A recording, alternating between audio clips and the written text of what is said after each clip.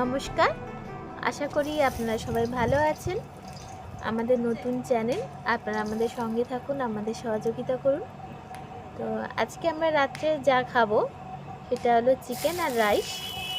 তো আমরা শর্টে অনেক কিছু শর্ট করে বানাচ্ছি প্রথমত, পরে যদি আপনাদের ভালো লাগে বলবেন, আমরা ডিটেলস ভিডিও করব। আপনাদের প্রথম ভিডিও হচ্ছে, তাই আপনারা আমাদেরকে দেখতে থাকুন, উৎসাহ দিন, যাতে আমরা ভবিষ্যতে আরও অনেক কিছু ভালো দেখাতে পারি। তো প্রথমে দেখলেন গরম মশলা ফোড়ন দিয়ে, তারপরে পেঁয়াজ দিলাম। পেঁয়াজ দিয়ে নাড়িয়ে চাড়িয়ে খানিকক্ষণ পরে রসুন বাটা দেব, দিয়ে খানিকক্ষণ নাড়াবো।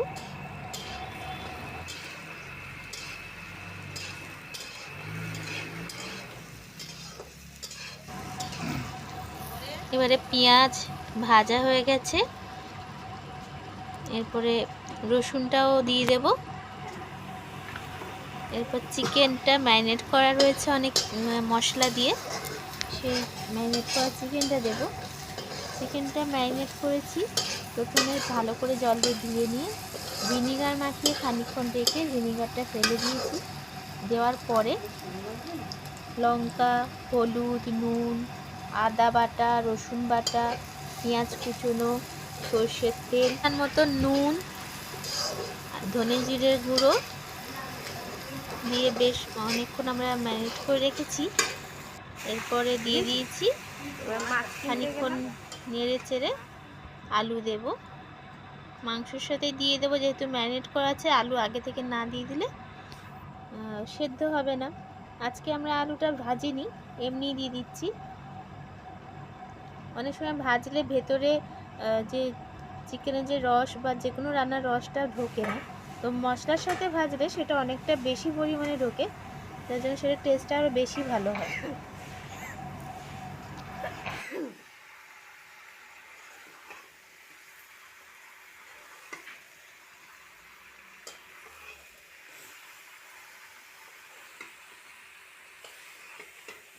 এদিক ওদিক করে রোজ রোজ এরকম হয় বল?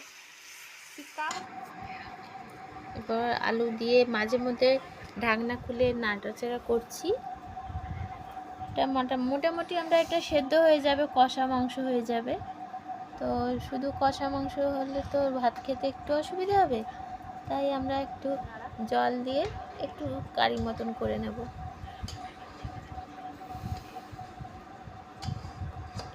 আর আপনারা দেখছেন আমাদের আগের ভিডিওটা দেখেছেন, আমাদের সেলাই নিয়ে দেখিয়েছি, পরেরটাতে একদম রান্নায় চলে এসেছি, তাই আপনারা ভাবতেই পারতেন যে এরা কি দেখাতে চাইছে।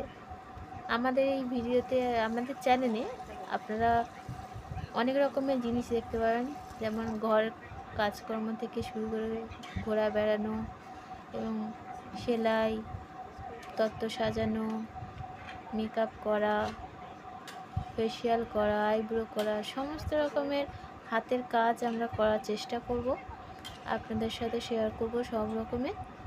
আপনারা দেখতে থাকুন। যে যে জিনিসগুলো আপনাদের বেশি ভালো লাগবে আমাদেরকে আপনারা জানাবেন, আমরা সেগুলোই বেশি করার চেষ্টা করব। আমাদের মাংস মোটামুটি ফুটেছে, খানিকক্ষণ ফোটার পরে কসুরি মেথি দেব, দিয়ে খানিকক্ষণ রেখে তারপরে খাবো। আপনারা ভাবছেন আমরা আগুন জ্বালিয়ে কেন করছি, তো এটা আমরা পরে এক সময় বলবো কেন আমরা আগুন জ্বালিয়ে চিকেন রান্না করছি।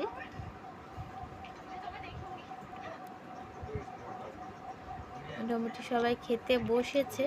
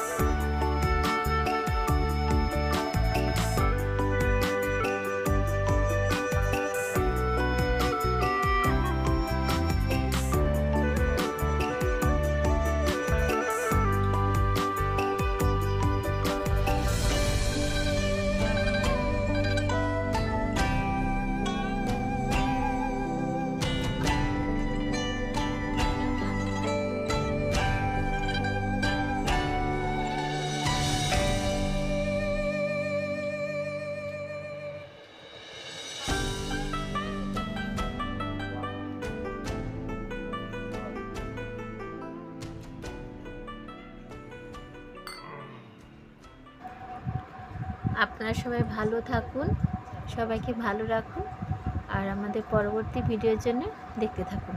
নমস্কার।